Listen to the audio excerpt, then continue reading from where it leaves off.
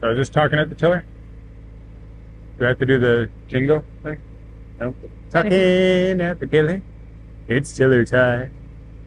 I'm kind of having fun with that. I was thinking, because we don't really have a specific topic yet, we could talk about our time in New Zealand when I was working at Weta and we were doing the last of the Hobbit movies, because then we could call it Tolkien at the tiller.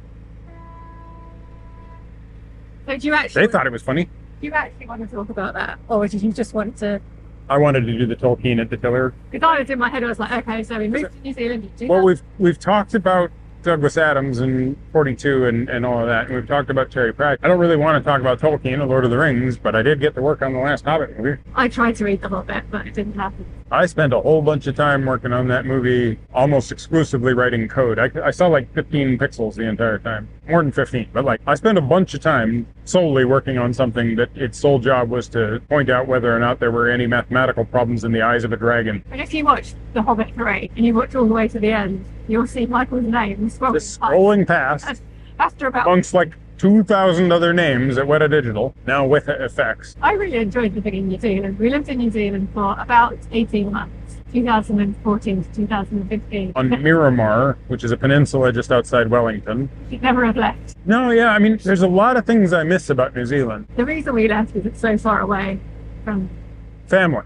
Yeah. Your family and my family. Now we're just far away from your family, but not. But we're still like nowhere near as far away from my family as we were in terms of like flight time and everything. Like it's hard to get to New Zealand, and it's hard to get from New Zealand. It felt really far away, but we should have stayed.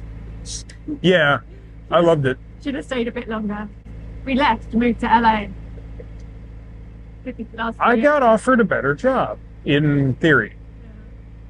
I was frustrated with the job that I was doing. I'd kind of gotten one opportunity there, and there was a bunch of interest in following that direction and trying to figure out how to make, of all things, cameras work across the whole company. And that was sort of scope of work and a project that I could get done and make my contribution and be like, I improved Weta Digital on this scope. Not necessarily a huge scope, but I'd made a contribution. And I knew that it would make life easier and better for a bunch of artists in a bunch of different fields. And so I was kind of really excited about that idea. And then all of a sudden, James Cameron brought a huge check and everything was switching over to working on Avatar. And so suddenly I was moved on to a team that was working on a piece of software that no one could ever explain to me what it was going to be used for, or who was going to use it. Somebody had some idea what it was going to be used for, but it never got communicated in a way where I could invest in what I was doing. And then there was a certain amount of, well, you just have to do what we tell you to do. It's like, well, you don't understand me. So yeah, we moved to New Zealand because Michael got a four-month contract working on The Hobbit, so we went for 4 months. And then I ended up getting a job. And I got rolled onto a rolling contract in their prod eng department. I was doing programming, really. And we lived in a place, Miramar, where it was worse a bay, and it overlooked the bay. You'd walk out the door, and there'd be a little beach there. There'd be a little beach down below and a line on the road that was just above us that said, above here is tsunami safe. Excellent.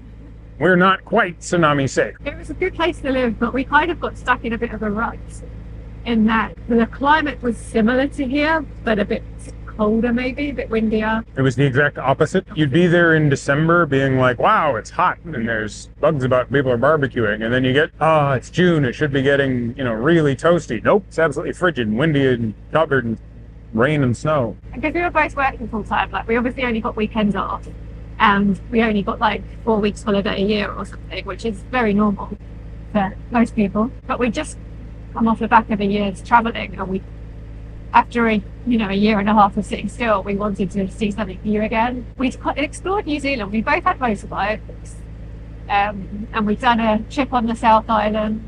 On my motorbike. But because of where we were... Suzuki VR650. I miss that motorbike every day. Yeah, because Joe got her motorcycle license over there. I don't think I ever got my full one. I just got the provisional. Yeah, we'd have to do all that again. I used to ride to work every day.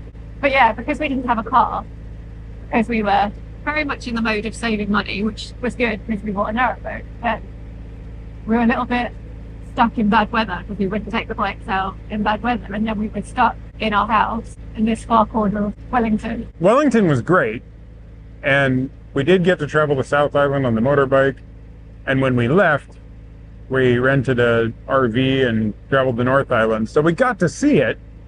it was just really that for large periods of time, we didn't get to see much except for Wellington. And we loved A beautiful movie theater. Yeah. There was an absolutely amazing, just gorgeous Art Deco done-up movie theater that Peter Jackson had essentially paid for. And there was gorgeous things like the Tapapa Museum and stuff. Like, I mean, if you ever get a chance to visit Wellington, there's good food, there's good museums, there's art. It's scenery. Yeah. Like we were like living on the coast there, right by the Cook Strait. Yeah, but once you're grinding most of the week at work, and okay, there was some neat things, you know, like I'd come out of my office and I'd walk past a plaster cast of Ian McKellen's face, because there's Gandalf. And you moved offices, but weren't you by those big trolls at some point? Yeah, originally that's where Weta Effects was. So that was the Weta Workshop. Those were the guys doing the physical stuff. But you know, yeah, I'd walk past these big stone trolls on my way to work at the compositing department. And then when I switched to Prod Eng, it's like I'm in a place where there's guns from District 9 and these weird props like the rubber hands that have been used for Planet of the Apes. It was a really amazing company with some really neat people in it. And Weta had a real kind of moment where it was doing a huge number of movies. That's why the camera thing was so interesting, was because my job was trying to service not just the artists on one movie, but starting to get to a point of trying to make it so these tools would work across all these different movies. And then all of a sudden we're doing like 13 major films. But yeah, it was a neat place to work, and it was a really neat place to live, and it felt so safe. We got to see a kakapo, which is like one of the rarest birds on the planet. It's like a flightless parrot. When we saw it, there was 126 left in the whole world. Yeah, and they were going like mad to try and reintroduce the population. And we saw kiwis, white kiwis. Yeah, they've actually done a really good job on a couple of the islands down south, because they were finally able to exterminate the rats and the cats. We saw a sperm whale, we saw dolphin. I got my appendix out. Your appendix is still in New Zealand. We walked this on River Crossing on Michael's birthday. Got to see Mount Doom with our own eyes. We got to go to the White Volcano, to White Island. You can't go there anymore. Yeah, we were there before it erupted and killed a bunch of people. So luckily, we survived. Really interesting place. There's so much to see and do there. And the deep fried, like, everything was pretty good. Because we were both working quite hard on the weekends when the weather was bad. We didn't want to go out on the bike. We would just watch, we would rent physical DVDs from a physical DVD shop. Amazon wasn't allowed to be in New Zealand. I don't know if Netflix was, but anyway. So yeah, we'd go to the film shop, the movie shop, video store, can't remember what they're called now, back in the old days. We'd rent a load of movies, and then Michael would ride and get us fish and chips, or me fish and chips. Often in torrential rain in the middle of the night. Every Sunday, that was our Sunday lunch. Yeah. It was a good time. No, it wasn't the healthiest. But yeah, then after about a year and a half, I was like, my job was not fulfilling. I worked for the Ministry of Education. And I got a carrot dangled in front of me that I could go and essentially run the pipeline department for a company that was doing one of the dragons on Game of Thrones. And you'd lived in Venice in California before, and I never had. Like I spent 1 month in Malibu with you. Yeah. But then we left, and so I was cold, and I just thought, the beach sounds nice. Beach sounds nice. California weather sounds nice. And the job sounded interesting to me. It would be leading a team. That sounded interesting. You know, I talked to the owner, and it was like, okay, there will be a budget for this team. When we were leaving, we did a trip to Australia, and then Bali, and then Kalimantan. We took a boat to get to Kalimantan because I hate flying. And then we traveled by land to the equator, got to stand on the equator, went to a weird little place called Kuching, where they've got a cat museum.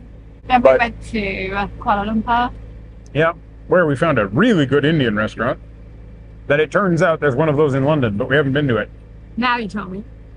Well, it's that like huge chain. It's like got, you know, all these different locations, and we'd found the one in Kuala Lumpur by accident. But yeah, it's the one that had the blackened peppers. We just, oh, so good. And then I went back to London for a month. Michael went to China. We used to travel. We used to really travel.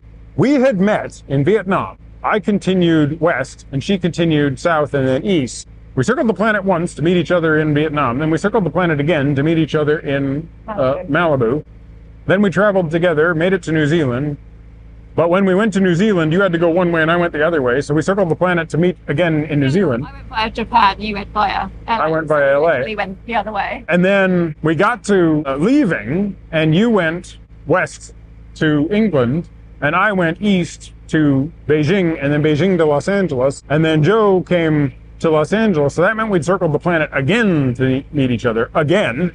We'd already gotten engaged because I'd had my appendix out, was so completely stoned on anesthetics. The doctor was like, whatever you do, don't make any long-term commitments. Then Well, they said more in important financial decisions. Yeah, I was sure ahead of time. I was already making the commitment in my head. So he thought he was being really subtle, telling me at some point. Like, I was essentially drunk. so we got engaged there and then. You said yes, red flags and all. And then, after we got engaged, she rejoined me in Los Angeles, and we realized we didn't want to stay in Los Angeles. Very quickly, your job turned out to be not what they promised. Yeah, somehow by the time I arrived, the budget had switched out, and so all of a sudden I wasn't going to have the ability to actually hire anybody. Yeah, we realized we didn't want to be in Los Angeles. And we were, do we want to go on to an RV? Do we want to get like a little farm somewhere? Do we want to, we had all sorts of thoughts. We were sort of starting down the pathway of getting you a green card in the States. We had the option of going to Canada, but that's a 5-year process. Then we had an option of going to England. That's like a 6-year process. But yeah, so we definitely had a desire to move on, and we didn't have a particular plan. You wanted to see your one project through at your job. That stopped us from just quitting and leaving. Yeah. You wanted to see that project. I wanted to finish that thing so that they at least had the ability to share software between locations. So this was before Brexit, and we were chatting about wanting to do something, but we couldn't really make up our minds. And then one morning I was heading to work and I thought back about how I'd seen a narrowboat in Camden Locks when I was visiting years before. And I think I'd looked it up somewhere along the line in the middle before I talked to you about it. Like I'd looked up that people did actually live on them. So then one morning I'm just like, well, we could fly to England and live on a narrowboat. And I was joking. Were you? Pretty much. Were you? Yeah. Be careful what you joke about people. Yeah, because I come home from work like 10 hours later and Joe's got this playlist for YouTube. You were saying, don't take me seriously. Like, I'll probably change my mind. This'll definitely burn off. Really don't take me seriously on this, but you should watch these videos. And then we sat down and we watched the YouTube videos. Yeah, so it was Cruising the Cut. It was Dan Brown. Robbie had started, I think he did show me one Robbie Cummings video, but the main other one was the Tim and Perella. Yeah, Canal Journey. Yeah, it was like their first season or something. And yeah, we were a few videos in and I'm like, we could really do this. And for me, it was one of Dan Brown's, is it Dan Brown? Yeah. On Tilly, Narrowboat Tilly. It was one of his winter ones where he had some footage of the Llangollen in winter. Yeah. And I just was like, okay, I got to see this with my own 2 eyes. Like, this is really cool. But yeah, so the funny thing was, we started trying to think about it. We started trying to plan it. We were looking at the cost of the narrowboat. We had enough money saved up because of New Zealand, where it was like we could fly to England and buy one of these things. But there wasn't kind of the definitive go, no go. It was, this is a future plan. And then Brexit happened. Yeah. And Brexit was a complete shock for anyone on this planet that was outside of England. It just seemed like well, of course, nobody's going to do that. Partially, I learned afterwards, it's because if you were inside England, you were looking at an internet that was completely different than if you're outside England. And you're doing that right now. Well, everyone in every country. Everyone in every country is really looking at a myopic vision that unless you fire up a VPN and use it, you don't see just how myopic it is. If you're looking at the news inside the UK, you are getting an entirely different picture than the rest of the planet was getting about the state of the UK and the state of the EU and all these relationships and everything, right? And also way more messaging about the idea that this wasn't just an interminably bad idea. So when Brexit happened and from our perspective, sitting in America with savings in US dollars and New Zealand dollars, that the narrowboats dropped 30% in a day. It was like, well, we can definitely do this now. We can afford to do this. We've just watched this country take this strange action. Like, I don't know how it'll play out. It looks like from the outside, it's like, well, they just shot themselves in the foot. Then the nominations happen in America, and it starts looking like that election's going to be between Hillary Clinton and Donald Trump. And, you know, all of this stuff starts happening in which people are talking about the lesser of two evils. And I'm just like, one way or another, I want out. Yeah, suddenly we weren't choosing between America, Canada, and England. We were choosing between Canada and England. Yeah, there's like Canada, England, and which one's far enough away? England is further away. Okay, let's go with the further away. I love America. I love all sorts of things about America. Once I got used to living in America, because I had lived in Canada, then I moved to America. I was born in America, but I spent most of my life overseas. But you know, after I moved to America, I was like, no, actually, there's a lot I like about this. Job mobility, all this sort of stuff. There was lots I liked. There was things I didn't like the way that healthcare worked, but it was kind of getting better than when I'd first moved down there, or at least a little more rational. But man, the moment where it was like, so it's going to be one of these two. We saw a country seemingly shoot itself in the foot, and then we were like, we were about to see a country shoot itself in the head one way or another. Let us get my visa going, and we sold a bunch of stuff. I finished up the project, like I crammed to get the project finished and handed off, and we sold all of our stuff, and we bought a car for like $1,000.